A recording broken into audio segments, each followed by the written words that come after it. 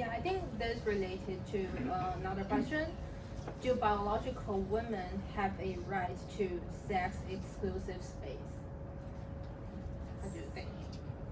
I'll take a shot of it back to the question that we had about intersectionality with race and class and other dimensions of identity. So we often focus in on sex segregated spaces, a quote woman only space, as if that is going to be a space of kind of comfort and inclusion. But many such spaces, say, if they've been dominated by white women, like some of the work family groups in the workplace used to be, don't have a space for black women and maybe different familial and work family division of labor that they would have. So how do we, so that might be a woman only space, but is it more inclusive? Not necessarily. We have to look intersectionally. You may have your women's only basketball team. Does it sometimes have Tuesday night wheelchair basketball? What is inclusion there? It may be all women, but what about women with disabilities? What about women with respiratory issues, older or younger women? So we have this kind of myth as if once it's women only, it's safe, it's inclusive, it's the good, but always thinking intersectional, we have to say what really is a space of community, of inclusion, of nurturing. And there could be many other such spaces. We do a funny thing with gender. We have all boys and all girls schools.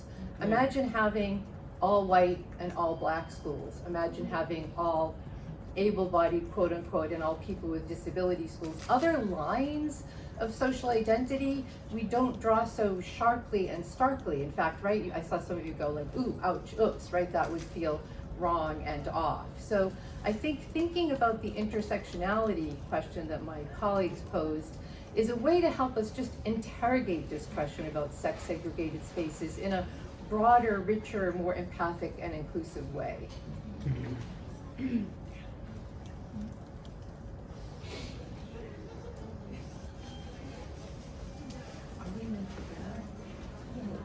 Yeah, actually, we can have one more question. It's from me. Yay, good. Well, fine. So we talked a lot about like government, business, like corporates and education. And what about advocacy groups? Because I have like a lot of friends here, like thank you for being here, who is working for and like being a leader in advocacy groups or community-based association for supporting transgender or like LGBTQ plus people at large. So what could these advocacy groups do?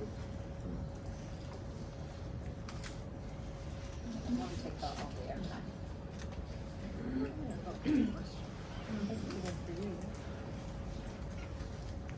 We're all just politely deferring to each other now because we all talked about the importance of listening. Yeah.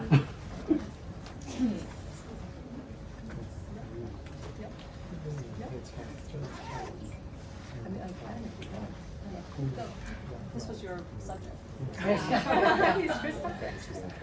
Well, so the Rainbow Coalition at work has often formed around these employee activist or advocacy or employee resource groups.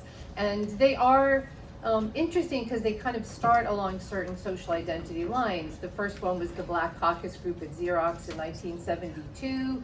It was formed when they realized as a company that though they were giving black and white employees all the same sales commission, percentage for your sales, they were sending them to different regions, right? So we were sending the white people to the $2 million value companies to get a Xerox machine core contract, and the black employees to a mom and pop shop that couldn't afford a Xerox machine or maybe one.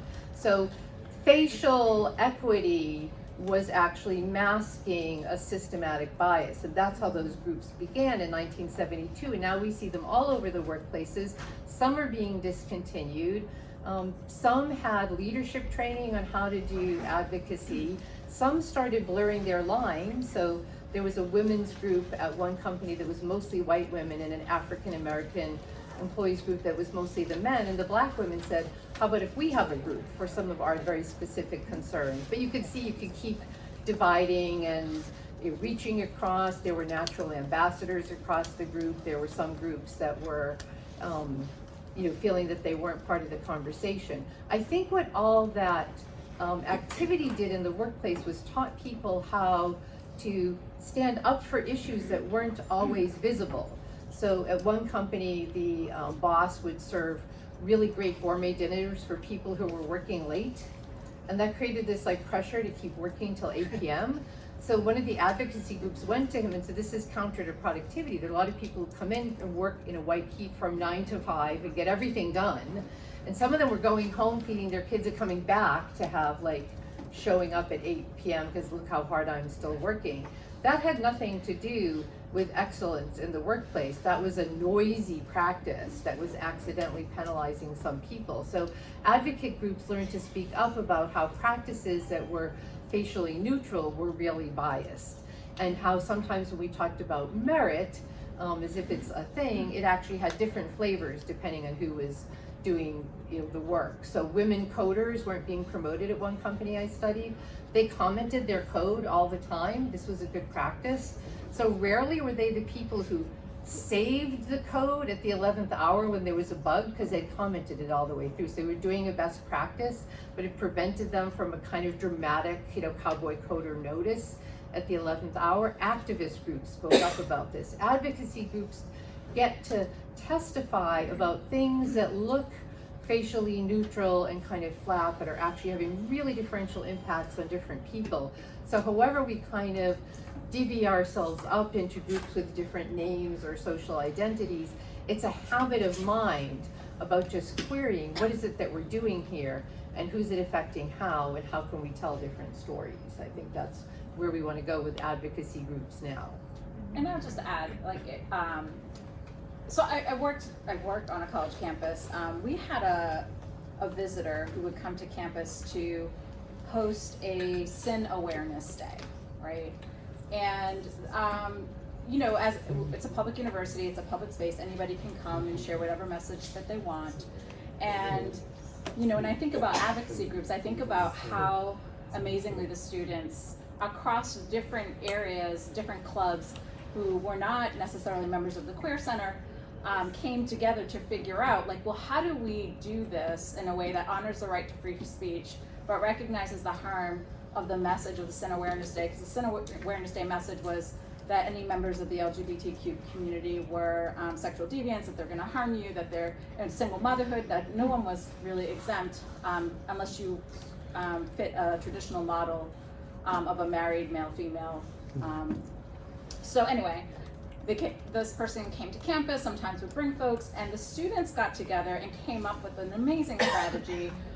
There's a phone tree, and it was a text tree, and it collaborated with different departments on campus to say, hey, our visitor's here. That's all it said. And when the visitor arrived, which we never would have noticed, then all of a sudden we had a fair on campus.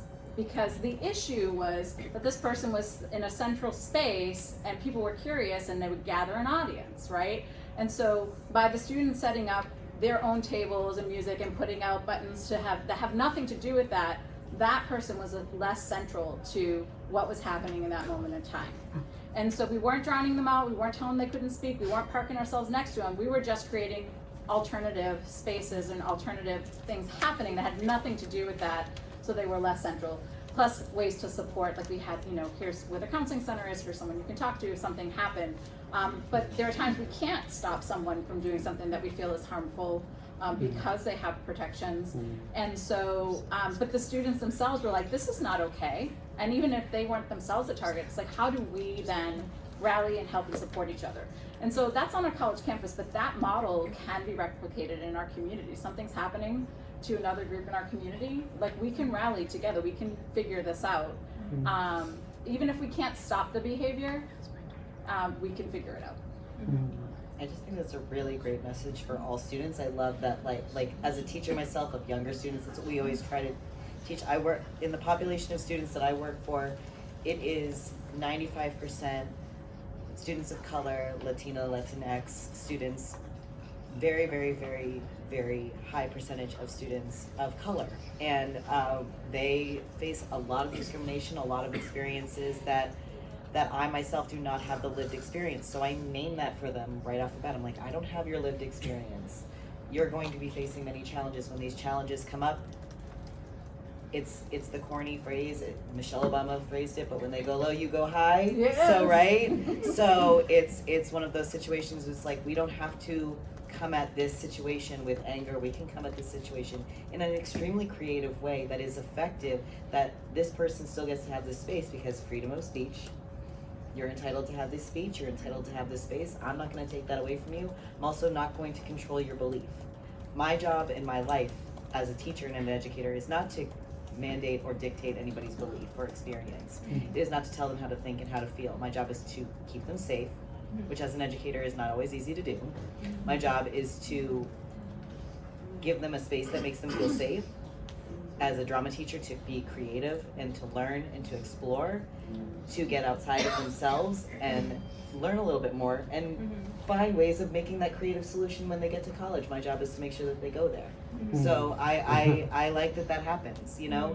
I like seeing that through line, that there's creative ways to be an advocate, creative ways to be a rebel. And I love that. A polite way, if you will. Yeah. Unfortunately, we are run out of time. Thank you for this wonderful discussion.